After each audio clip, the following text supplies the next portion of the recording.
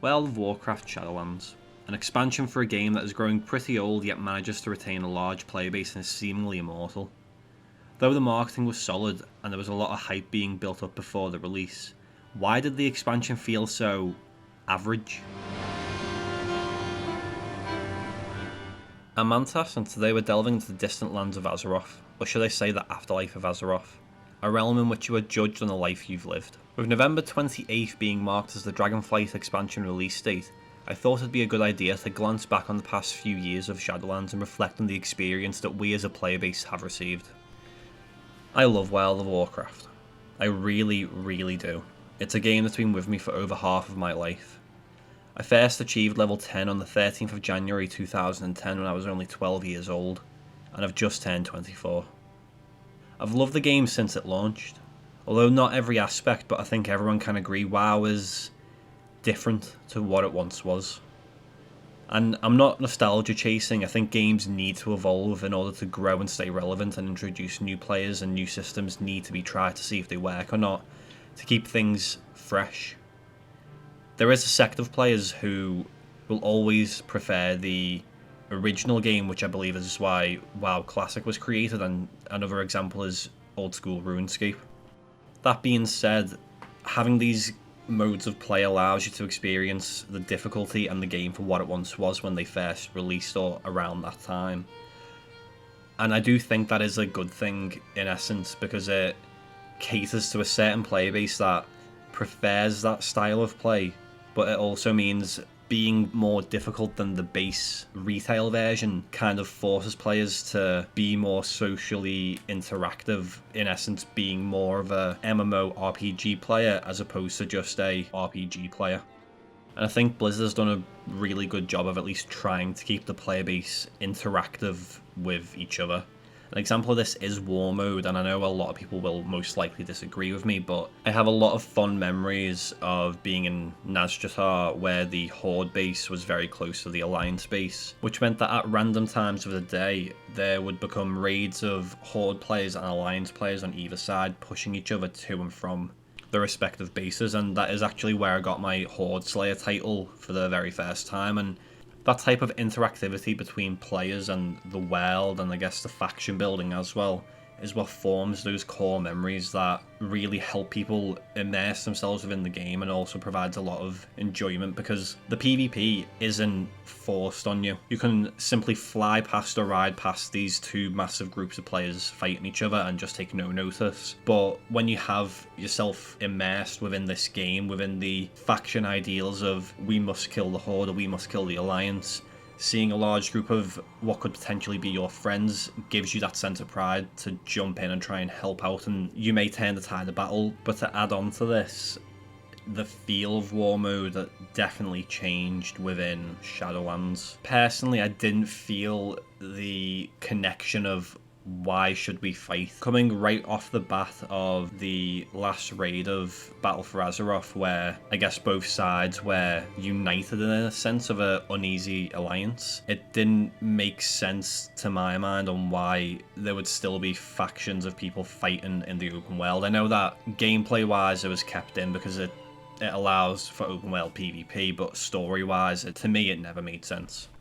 To give a slight bit of backstory to my personal connection with World of Warcraft, I began playing the game around mid to late Wrath of the Lich King, essentially from seeing the Mr. T WoW advert for the Mohawk grenade.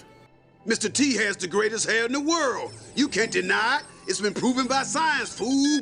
Now you can have the greatest hair in the world of Warcraft with the Mohawk grenade.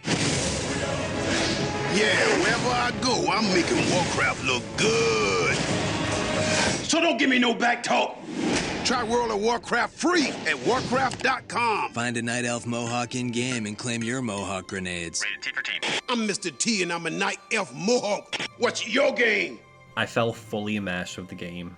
I had usually gamed on Xbox the longest time in my youth, and booting up WoW on my janky family laptop that was nowhere near equipped to be able to handle playing the game. To be fully clear, I haven't played the game religiously all my life. I've played it up until a certain point in Cataclysm, then took a break for a few months, as I have done with every expansion. My biggest break was between Warlords of Draenor and Legion, and when I got back to playing the game in Legion, I joined the Heroic Raiding Guild and began to love the game again. That was when I first fully was able to see the endgame cycle of an expansion. I really enjoyed doing the dungeons and raids with people that I got to know on a personal level. That put that MMO side of the game back into my experience for me. To cut a long story short, my guild dissolved after Sepulchre of the first ones, a few weeks into the raiding schedule. Some people had quit the game, whilst others had other commitments and moved on to Mythic guilds where they didn't want to be the leader anymore, but wanted to experience a more difficult version of Endgame. The best thing about World of Warcraft is that you can tailor your experience to you, and it shows you how versatile the game is. You can choose what content you want to do and play the game how you want, as casual or as hardcore as you'd like. I did eventually end up joining a different guild and completing Sepulchre and shortly stopped my subscription. No different to any other expansion, feeling burnt out and having finished the last boss. I could rest easy until the next. That was my personal experience, and I'm looking forward to Dragonflight. Although the hope is fleeting, not sure if it's because the way Shadowlands launch wasn't perfect due to COVID, or if because in the back of my mind I'm finally getting ready to let go of the game, with Dragonflight serving as a kind of redemption for me. Just before I fully talk about Shadowlands, I want to put a small disclaimer. When I speak about this, they are solely my opinions and it will only relate to the PvE content of the game, as I do not participate in the PvP as much as I have in other expansions, so it would be a moot point for me to talk about them. I suppose the best place to start would be Covenants. I really enjoyed the leveling experience of Shadowlands, and I think having your character go through each zone, learn about the respective Covenants, representing them, and also test the class abilities, meant you could figure out what you enjoyed and what playstyle you preferred, which further allowed you to immerse yourself in the game. To further on this, I think it was really good in the sense of each Covenant was stylistically so different from each other that it allowed you to not only enjoy the class fantasy, have faction pride, but also have Covenant pride in the sense of you can make your character look unique from any other character. An example is if you played a Night Fae Hunter, you would look completely different from a Venthia Hunter. And a growing consensus around the MMO sphere is that the majority of endgame content after raiding and dungeons and PvP is fashion. The term fashionscape applies to Old School RuneScape, but it's also present within World of Warcraft when people try to get different transmogs. And I feel like the Covenant system allowed for this to be more unique because you could have access to exclusive bits of gear that other Covenants weren't allowed access to. But even with these positives of cosmetics, abilities, zones, storylines, etc., I don't think Covenants translated well into endgame content. My main character is a Beast Mastery Hunter with an off-spec and marksmanship. Going in, it was clear that the Night Fae Covenant ability was the best for DPS, and the Covenant didn't fit in with what I wanted for my character to embrace stylistically or story-wise. Sure, it may make more sense lore-wise for hunters to go the path of the forest, but out of all the Covenants I preferred the look of the Venthia and the zone a lot more. So naturally I chose Venthia and missed out on the Wild Spirits ability. Thankfully the guild I was in wasn't biased and didn't require me to be in the top 1% of players, so this choice didn't really matter. I still performed well in raids, understood tactics and pulled my own weight, but that isn't the case for a lot of people. Players had to choose to either fulfill their own character fantasy or blend in with the meta to be able to do endgame content at a decent level, although I'm not sure how bad this was as I never had this issue myself. Sure, they may have made things easier towards the end by limiting the negatives about swapping Covenants, but that is a band-aid over the broader issue. I'm not completely shitting on Blizzard for it. They've got an old MMO that they can't tweak or change anything without some amount of backlash from certain parts of the player base, and the game is never finished, I suppose. I agree that locking in your choice of Covenant and not being able to change freely at the start makes sense story-wise, as the Covenants are split and not unified, but by the end of the expansion they were all unified against a single enemy, which was a jailer. And this unification, in my eyes, should amount to being able to draw powers from each respective Covenant, choosing one ability, but you could still stylistically have the option of representing any of the Covenants. But I suppose that is a more cosmetic issue than gameplay issue, but I know everyone has their differing opinions on it. But At this current time, it's not exactly going to matter, as the Covenant system will be getting left behind and being replaced by what I can assume is a Dragonflight system where you can choose a Dragonflight to represent. Now, I'm not sure if they're going to be going with a more broader Dragonflight ability, or if it will be class-based abilities again. I imagine it will just be a more broader one, which will make it easier to balance. While I did enjoy the story of each zone, the overarching story just didn't quite cut it for me. I know that a lot of people didn't like it, and the whole narrative ends on oh, but the jailer was actually the good guy, kind of. He just went about it the wrong way.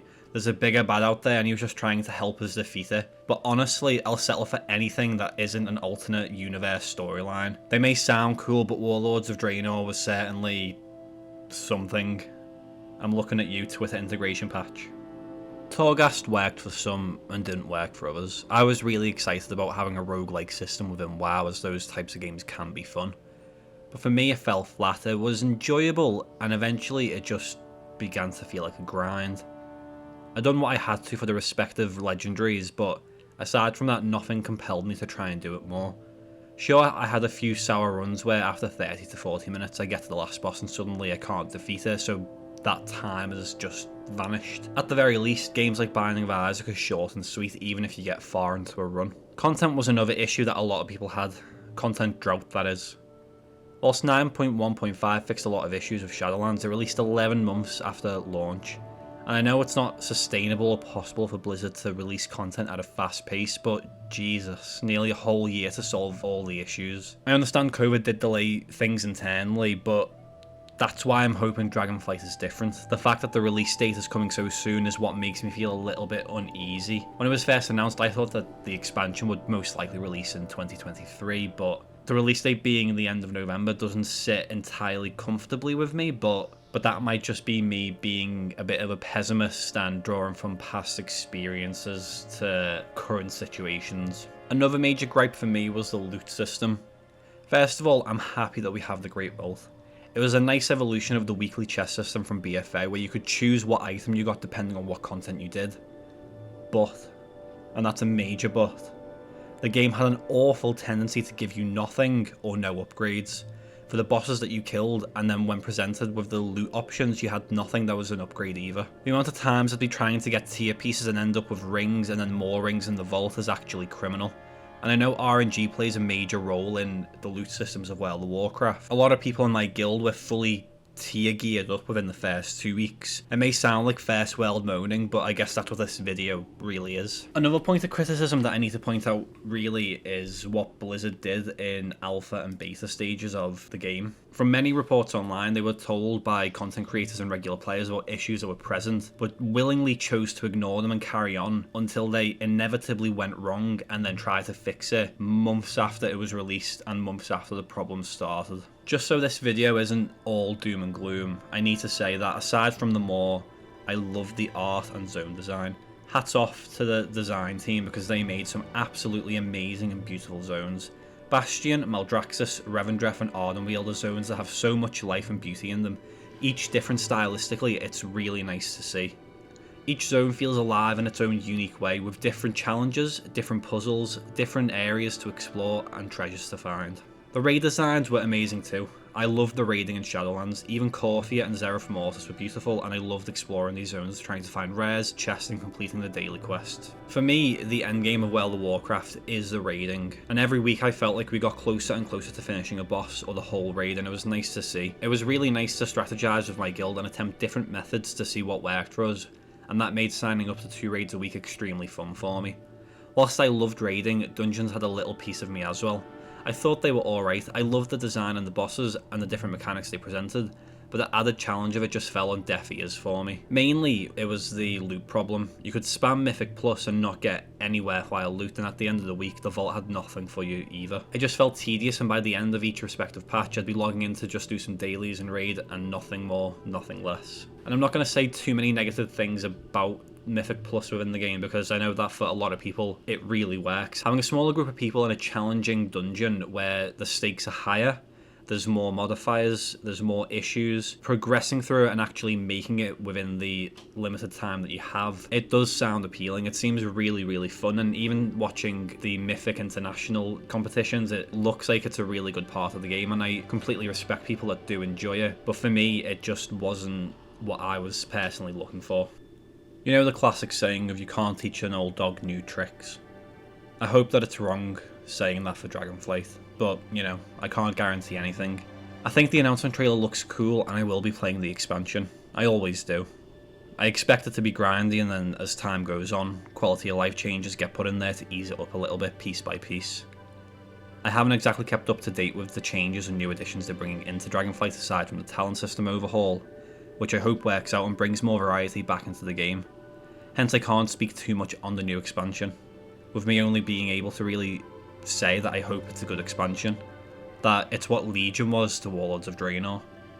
The whole Dragonflight Covenant type system looks alright, and I guess the story does sound interesting. It seems a bit more connected to Azeroth, which I feel like is something that lore-wise is really going to help immerse players back within the World of Warcraft. The dragon riding ability, from the little that I've seen of it, looks really cool, and the new race and class also seem really good, so I'm excited to try it out and, you know, have a play around, see what is fun, I suppose. But I will be making a video when the expansion gets released so I can do kind of a first impressions on it, but that's all I've really got to say.